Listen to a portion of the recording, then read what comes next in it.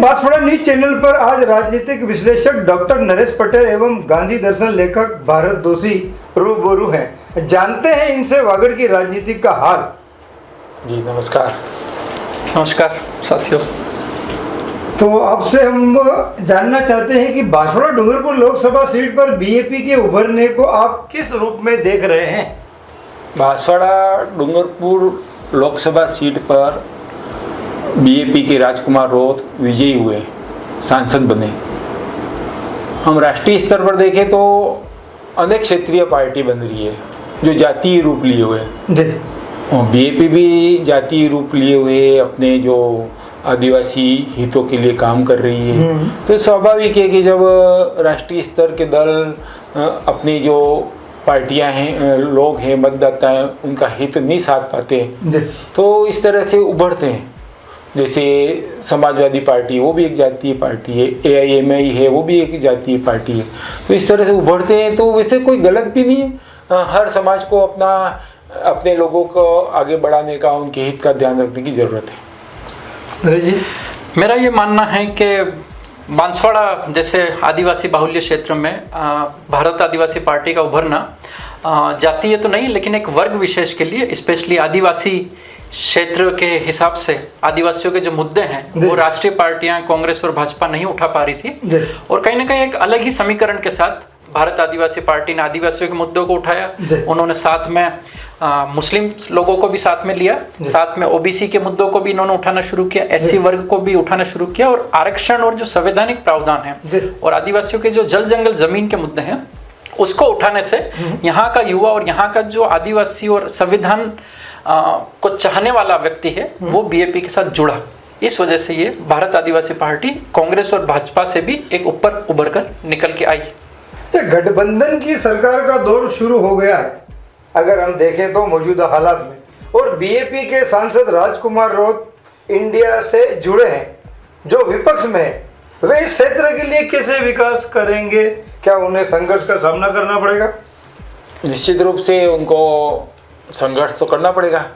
जब वो 5वीं अनुसूची लागू करवाना चाहते हैं या जल जंगल जमीन की बात करते हैं या संविधान में जो भी प्रावधान अभी तक लागू नहीं हुए उनको लागू करवाना चाहते हैं तो उन्हें आवाज़ तो बुलंद करनी पड़ेगी। वैसे वो योग्य भी है और आवाज़ बुलंद करी भी है उन्होंने और कुछ हितों के लिए अच्छा काम भी किया है। तो उम्मीद है कि वे हमारे इस क्षेत्र के जो बहुसंख्यक समुदाय है उसके लिए कुछ कर पाएंगे, उनके जीवन में बदलाव कर पाएंगे। और सबसे बड़ी बात है अगर वो पलायन भी रोक पाए, ऐसा कोई बड़ा उद्योग ले आए यहाँ पर और जिसके कारण यहाँ के लोग यहीं रह जाएं और अगर पलायन भी रोक पाए तो बहुत बड़ी उपलब्धि मानी जाएगी। तो मैं अगर यहाँ मतलब पलायन की अगर बात करें और आप कह रहे हैं कि उद्योग, तो उद्योग तो बांसवाड़ा में पहले से ही है, कई इंडस्ट्री है, लेकिन फिर भी ग्रामीण क्षेत्र के जो आदिवासी किसान हैं उन उद्योग क्षेत्र से जुड़े नहीं हैं।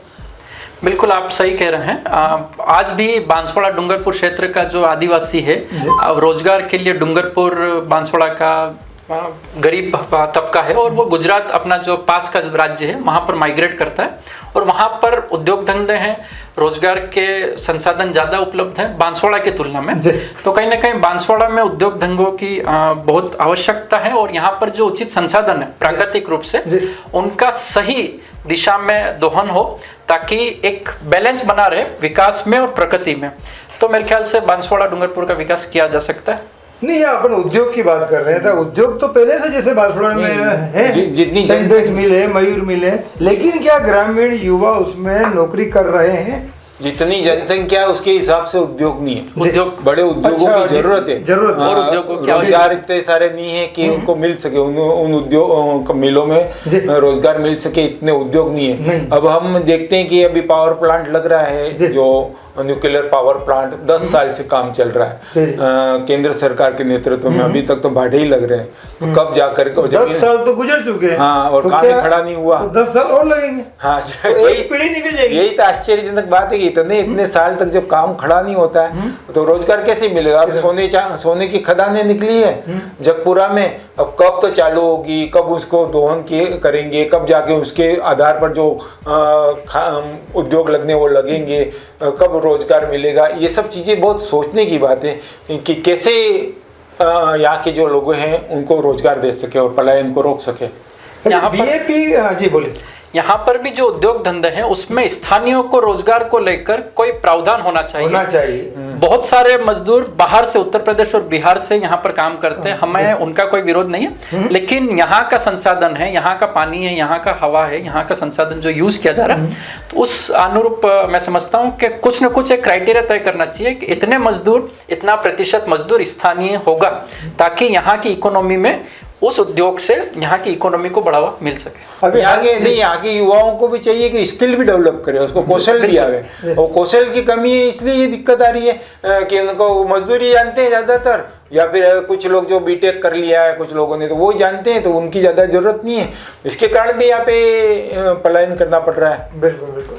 तो बहुत बहुत धन्यवाद, आप दोनों ने अपना कीमती समय दिया बीएन बांसवाड़ा न्यूज़ चैनल पर। नमस्कार। आशा करते हैं कि फिर कभी बिल्कुल गुफ्तगू होगी। बिल्कुल। नमस्कार। जय हिंद, जय भारत। जय। बीएन बांसवाड़ा न्यूज़ चैनल को सब्सक्राइब कर लाइक और शेयर भी करते रहें। साथ ही हमारे Facebook page, Twitter, Instagram, Telegram, WhatsApp news channel को फॉलो करें।